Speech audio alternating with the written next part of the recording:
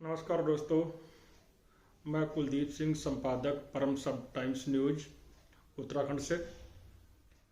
आज की वीडियो दोस्तों बहुत ही महत्वपूर्ण है और उन किसानों के लिए जो उत्तराखंड डिस्ट्रिक्ट उधम सिंह नगर में बेमौसमी धान लगाने को लेकर असमंजस में है, उनके लिए वीडियो बहुत ही महत्वपूर्ण होने वाली है। इस वीडियो में आपको पूरी जानकारी विस्तार के साथ दूंगा, बने रहिए इस वीडियो के अंत तक। डिस्ट्रिक्ट उधम सिंह नगर में बेमौसमी धान लगाने के लिए जिलाधिकारी की तरफ से प्रतिबंध है, लेकिन किसानों में जानकारी का असमंजस है, जिसके चलते किसान लगातार और तेजी के साथ नर्सरी की बुआई कर रहे हैं और कुछ किसान जो है तैयारी कर रहे हैं। अब इस पूरी तैयारी में जानकारी का अभाव है, जिसके चलते किसानों को नुकसान हो सकता है और हमने उसी तैयारी के चलते हर कृषि विभाग के अलावा जितने भी उच्च अधिकारी हैं उनसे चर्चा की है और उन्होंने जो कुछ भी हमें बताया है हम वीडियो के माध्यम से आपको बताने वाले हैं। तो सबसे पहले तो मैं आपको बता दूं कि जिला उधम सिंह नगर में जसपुर, काशीपुर और बाजपुर जो ब्लॉक हैं ये रेड जोन में है। इनमें पानी का दोहन ज़्यादा हुआ है, इंडस्ट्री बहुत ज़्यादा है, आप भी जानते हैं, जिस वजह से पानी का दोहन ज़्यादा हुआ है और जल विभाग ने इस क्षेत्र को रेड जोन में किया हुआ है।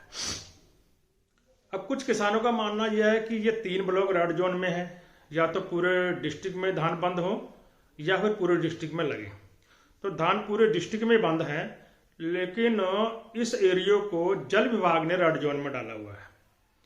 तो आपने अगर धान लगाना है तो आपको सबसे पहले इसकी परमिशन लेनी होगी। परमिशन उप जिलाधिकारी महोदय देंगे, आपको एक एप्लीकेशन देनी होगी। उसके बाद उनका पटवारी जो है सर्वे करने आएगा। सर्वे करने के बाद ही आपको परमिशन मिलती है, तब आप धान लगा पाएंगे। अब ये मामला पूरा क्या है, इसके बारे में मैं आपको थोड़ी सी विस्तार से जानकारी देना चाहता हूँ। 2024 में जिलाधिकारी महोदय के यहाँ पर सभी किसान जत्थेबंदियों ने शपथ ली थी कि कोई भी किसान धान नहीं लगाएगा।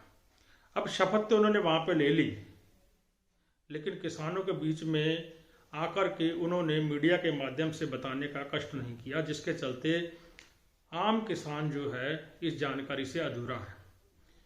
ना ही शासन प्रशासनिक अधिकारियों ने इसकी जानकारी मीडिया के माध्यम से किसानों को दी। अब धान लगाने का जो समय है बड़ा नज़दीक है। किसान देखो देखी जो है नर्सरी तैयार कर रहे हैं। अब मैं किसानों से भी ये बात बताना चाहता हूँ कि पूरे जिले में धान प्रतिबंधित है। कृषि अधिकारी से मेरी पूरी वार्ता हुई है, किसान जत्थेबंदियों से भी वार्ता हुई है, सभी से वार्ता हुई है, और जिसके चलते जो है यहाँ पर धान नहीं लगाया जाएगा।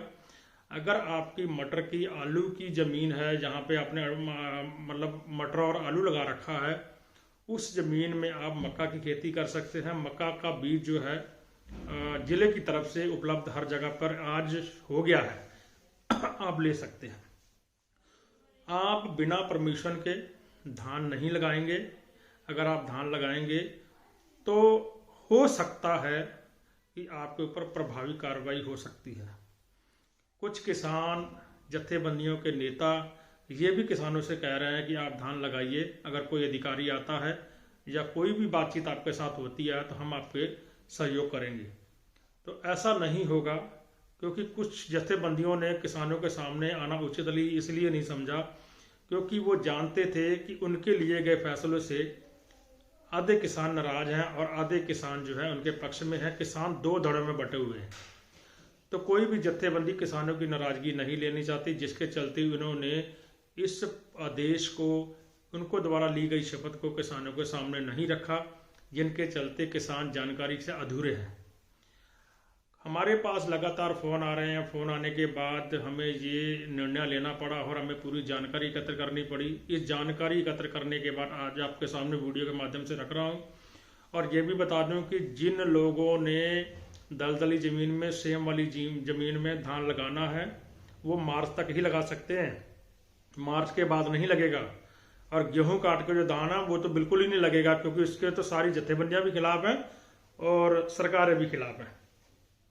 तो इसलिए अपनी नर्सरी आपने जो भी तैयार करनी है उसे सोच समझ कर तैयार करें, अपना समय व्यर्थ खराब ना करें। और ये भी मैं आपको बता दूं कि जिस व्यक्ति ने अपनी मर्जी से धान लगा लिया, उनकी सरकार की या अधिकारियों की परमिशन नहीं ली, तो मीडिया आपके लगे हुए खेतों को भी वीडियो के माध्यम से, अपनी न्यूज़ के माध्यम से उन सरकारों तक पहुंचाएगा।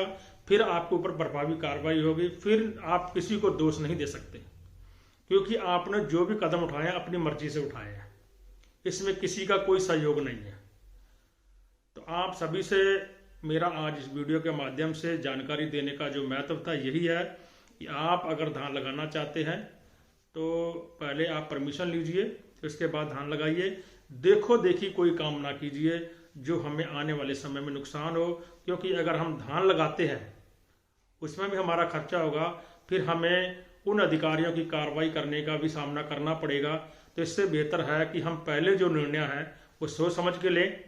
तो मेरी वीडियो आज इन्हीं सभी किसानों के लिए इस जानकारी के साथ ही, अगली वीडियो तक मिलते हैं, तब तक के लिए नमस्कार।